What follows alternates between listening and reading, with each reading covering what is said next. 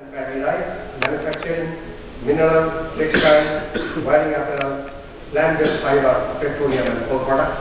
Whereas Southeast Asia, it is number one is electronics, because they joined the East Asia's regional production network.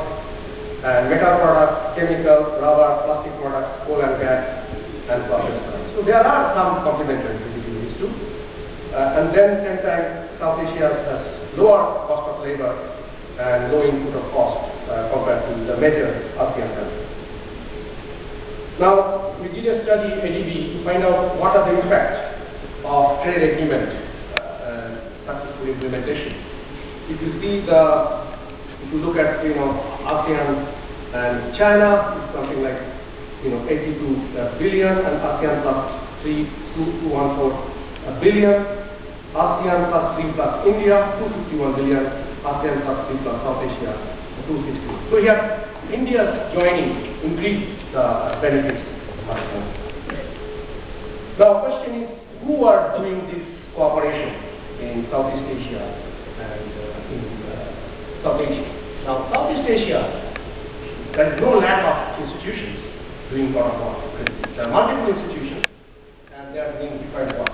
Now, this is important because ASEAN is very diverse economy. Many countries in a low development stage, capability, so you need to have cooperation with the geographical proximity and development stage. So number one is ASEAN, 10 members. It looks into all areas, integration, security, trade, infrastructure, and social. Then Greater Mekong Sub-region, integration, trade, infrastructure, and social economy. So this is Greater Mekong Sub-region is a very good example of South Asia. Because I remember when ADB started this work, these countries were not in good communications or not in friends to each other that much.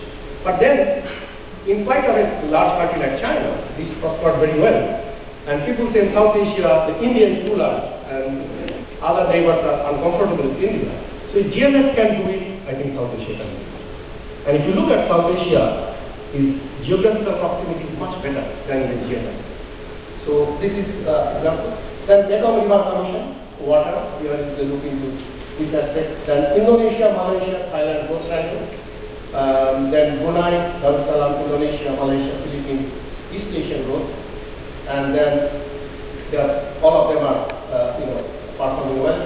And BIMSTEC obviously has connection with South Asia, East Asia, but it is not performing that well. It needs to be strengthened. And then we have SAARC, and we have SASEC, Bangladesh, Bhutan, India, and Nepal. So there is no doubt of institutions, but the question is how efficiently they are functioning. Now, another way we can have integration with Southeast Asia and South Asia is through East Asia Summit. And this is the picture: ASEAN, India, China, Korea, Japan, Australia, New Zealand. And this arrow shows that India already has comprehensive partnership with Korea and Japan, also with ASEAN, and negotiating Australia and New Zealand, and ASEAN has everyone. So this could be another way to integrate in a larger way. So the ASEAN is obviously the integration hub, doing a lot of ASEAN plus one. And by August 2011, this year, almost all ASEAN countries have implemented ASEAN plus India trade agreement, except Cambodia and Laos. And ASEAN, I talked to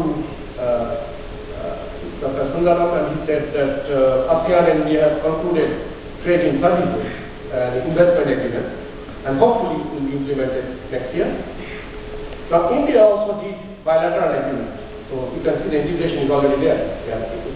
Step out with Singapore, Malaysia, Thailand, and negotiating with Indonesia, and Pakistan has this Malaysia. So, bilaterally they are also getting integrated, and then ASEAN plus 6 and BIMSTEC.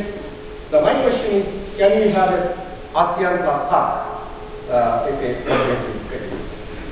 So this is the 5 Ds I explained already, and I think the future for South Asia and low-income Southeast Asian countries are basically lie in expanding and deepening the production level. Now, Dr. Justin Lin, who is the chief economist from World Bank, he has predicted that more than 80 million jobs labor-intensive low-cost jobs will go away from China to other areas. So this is a picture which can go to India, Bangladesh, Vietnam, Cambodia, and Laos, and they can join the production network. And the production network is very good because Chinese example, they could move the low productive labor force from agriculture to the manufacture and remove poverty and better standard of living. So this story should continue, and hopefully China and India itself can start their own production network. Now basically this production network are MNCs coming from advanced development. Now I hope in future they can start their own production network. Now come to the factor that how they are performing in terms of Human Development Index, in terms of Global Competitive Index, infrastructure, and doing business ranking.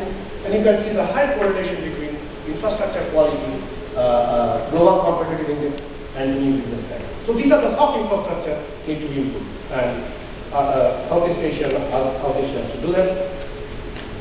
So, as been mentioned by Dr. Pushpanathan, Dr. Sharan, that connectivity is the key for integration. Because education did a study and said, even if you are bilateral FTA, most of the business do not do this, particularly SME. They don't found it worth, spending time and things. So, but if you have a physical connectivity, the example of Greater Mekong region, you get real benefit.